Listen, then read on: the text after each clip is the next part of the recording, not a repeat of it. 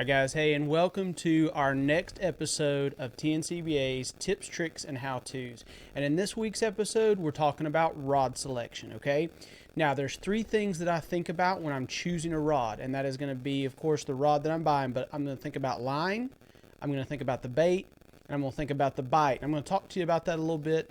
And Kelsey, these three things have really kind of helped me when I take in mind the type of rod that I want, the action that I want. Oh, yeah. And how I want it to perform whenever I get that strike and I'm trying to land that fish. Because the strike is great. The strike is awesome, but it does me no good if I can't get that fish to the boat. So let's start out talking about the rods and how they set up and how they are broken down. Now, some companies do it differently, but you're talking about power and you're talking about action. Those are the two pieces of that rod. Now, when we talk about power, we're referring to that backbone. We're talking about how much stiffness you have in the meat of that blank. And then when we talk about the action, we're talking about the quickness of how quickly you get into that power, how quickly it starts to go from being a flexible tip to getting into that backbone of the blank. So let's talk about our different types of powers. We have a heavy. You do have some extra heavies out there. But typically, Kelsey, you've got a heavy action rod, a medium heavy, a medium, and then a medium light. Do you have any medium lights? I personally, no, I don't. Okay. I just personally, I like something I like a little bit more stiffness to my rods. Right. I mean, I do like a little, as close as you can get to is with medium with me, really. And Right. I mean, and that's going to be something that's going to have a little more whip to it. I mean, And I know not, Fred not talked about like close when to he's medium doing light. when he's doing tight line, he does like a medium light action Yeah. rod. So what I have found over time is, as I think about that first aspect, the line, I am throwing a lot of braid, especially on my spinning rods. And I'm going to talk a little bit more about spinning rods today since we're here in the wintertime and moving towards spring. Throw a lot more finesse baits this time Oh, of yeah, year. definitely. So I tend to lean towards a lighter action rod going towards that medium since I'm going to have braid on and have a very low stretch. So when I'm thinking about line, the more stretch I have in my line, the more I'm going to lean towards a stiffer rod, a higher power, a medium heavy, and that applies to my bait casters as well.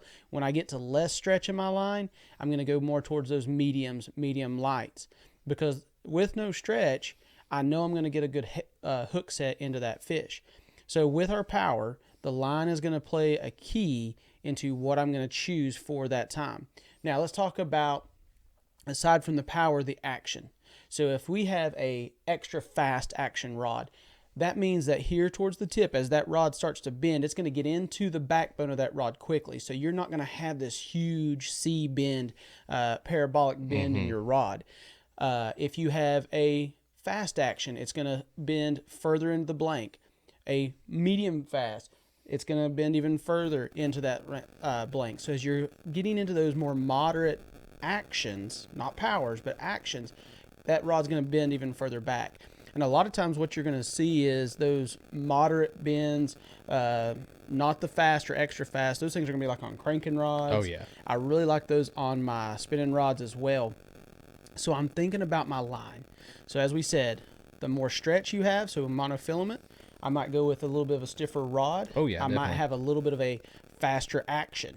As I get towards my fluorocarbon and I get towards my braided lines, I'm going to lean more towards that moderate fast tip where it's bending a little bit further into the blank, and I've got a little bit of a softer rod as far as my power. That, and I was going to say, it also depends on what type of technique you're going with too. Right. I mean, definitely like with the tight line, and you're wanting something that's going to have a little more bend in it. Yeah, a you little want bit to more have parabolic. something where you can fight that fish a little bit more efficiently because you are working with a light line, Right. things like that. So there goes to our next piece here. So we will go from line. That's my first thought.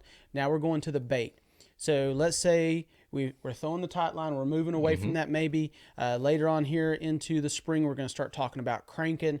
So if I have a bait that is moving, I'm going to lean towards that more of a medium heavy power, and still lean towards that fast to moderate action with a moving bait, because those fish are chasing it down. They're nipping at it sometimes. I don't Exactly. want to pull it away from them. Similar thing with the jerk bait. Now, if I'm throwing a bait that I'm standing still or I'm just dragging something that they can pick up, I'm going to lean more towards that medium heavy. Yes. Me personally, I have one heavy rod, and that is for flipping, punching grass. But even in those situations, I'm starting to lean more towards that medium heavy action because it lets you really keep leverage on that fish. Exactly. Yes, definitely. And that heavy power, when you set the hook and you've got an extra fast tip and a heavy power rod, you can really get a little bit of reflex when you initially set the hook. Whereas if you go with a medium heavy rod, when you set that hook, it's going to hold there better and keep more tension on that fish. So I'm thinking about the bait. Moving baits, top waters, jerk baits, crank baits, a chatter bait, a spinner bait.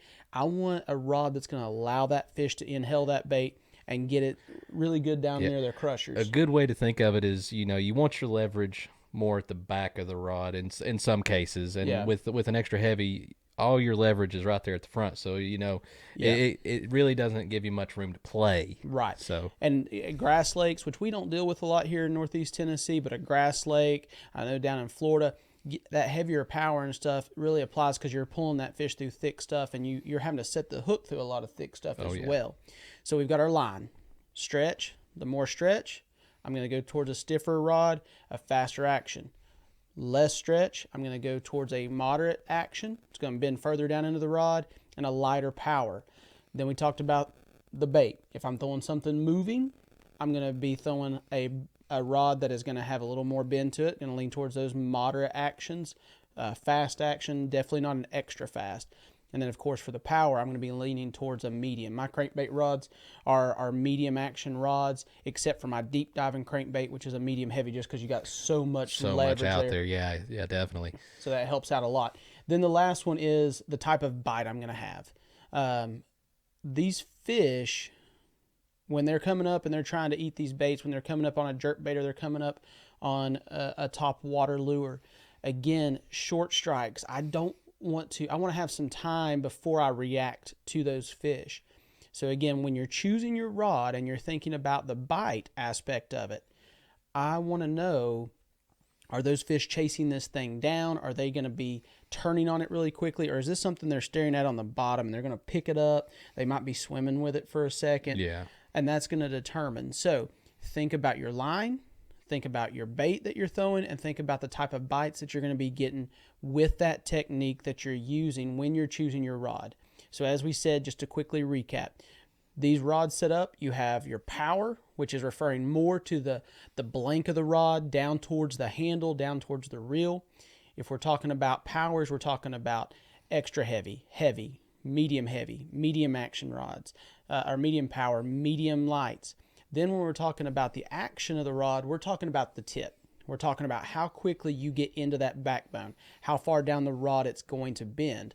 So if I have an extra fast tip, extra fast action, that tip is going to bend only a little ways, and then you're going to start to get into the meat of that rod. If I have a fast action, it's going to move a little bit further. A medium, moderate, fast, and a moderate tip, it's going to bend a lot further down into that rod.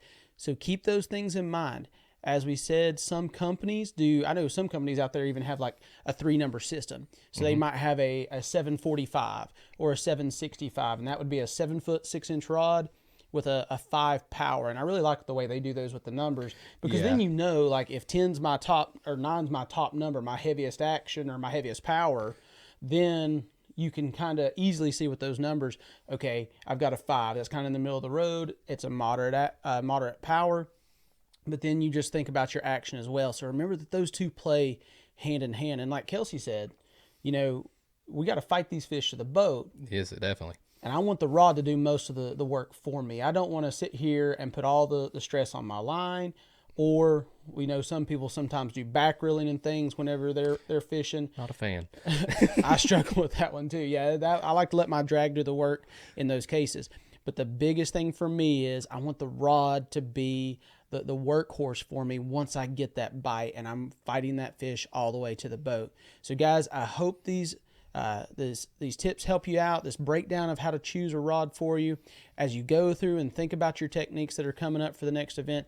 Get those baits on the right rod. It's going to make all the difference between getting the bite and getting that bass in the boat and not just getting the bite. It's about landing him, right, Kelsey? Exactly. We can't weigh him in if they ain't in the live well. That's exactly right. So, guys, we hope that this has helped you all out. We'll see you on the next episode. We'll see y'all later.